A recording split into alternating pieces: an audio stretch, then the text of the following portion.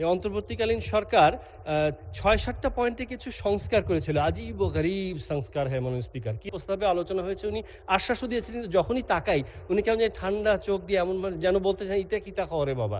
বুঝি না উনি ইনশাআল্লাহ কবে করবেন আমরা সেই সাথে যেকোনো অবস্থায় যেকোনো পরিবেশে আজান শোনার সাথে, সাথে আপনি বিরতি দেন, এজন্য আপনাকে আবারও ধন্যবাদ। আল্লাহ সুবহানাহু ওয়া তাআলা আপনাকে কবুল করুন। আমিন। মাননীয় স্পিকার, আমার নির্বাচনী এলাকা ৩২ গাইবান্ধা ৪ গোবিন্দগঞ্জে গোবিন্দগঞ্জ চৌমাথা থেকে মহিমাগঞ্জ রেল স্টেশন পর্যন্ত যে রাস্তাটা, এটা স্থানীয় সরকার পল্লী উন্নয়ন ও সমবায় মন্ত্রণালয়ের আওতাধীন। আমি আমাদের মানে নির্বাচনী এলাকার প্রতিবেশী মাননীয় প্রতিমন্ত্রী মহোদয়কে আসলে দৃষ্টি আকর্ষণ করে তাকে একটি দাওয়াত দেওয়ার জন্য আসলে দাঁড়িয়েছি।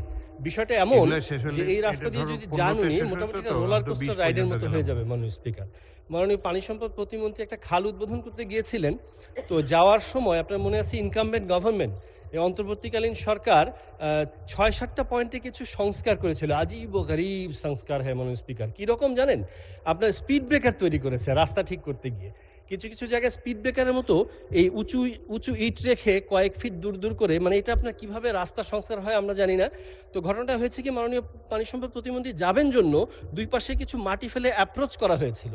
তো উনি হয়তো রোলার কোস্টার রাইডটা পুরো পাননি, তো ফেরার পথে ভারী গাড়ির চাকায় ওই মাটিগুলো উঠে গেছে, আবার আগের অবস্থায় চলে গেছে। তো এই জায়গাগুলো হয় কি, এই ৬-৭টা পয়েন্টে গভীর রাতে ছিনতাই বা ডাকাতি করার জন্য গাছ ফেলতে হয় না মাননীয় স্পিকার, ওই সংস্কারিত রাস্তাটাই যথেষ্ট।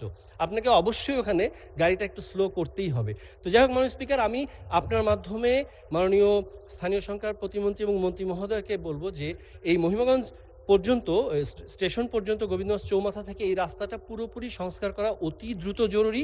আর যেহেতু মহিমাগঞ্জের কথা আসলো, এই কানটান্নে মাথা আসে মাননীয় স্পিকার, আমাদের সুগার মিলটার কথা আমার বলার ইচ্ছা ছিল। মাননীয় শিল্পমন্ত্রী মহোদয়কে দেখছিলাম, আমার শ্বশুরবাড়ি এলাকা সিলেট বিভাগের মাননীয় মন্ত্রী, উনি আমি যতবারই যাই এখানে সংসদে কথা হয়েছে, সিদ্ধান্ত প্রস্তাবে আলোচনা হয়েছে, উনি আশ্বাসও দিয়েছিলেন, কিন্তু যখনই তাকাই উনি কেমন জানি ঠান্ডা চোখ দিয়ে এমন যেন বলতে চান ইতা কিতা করে বাবা।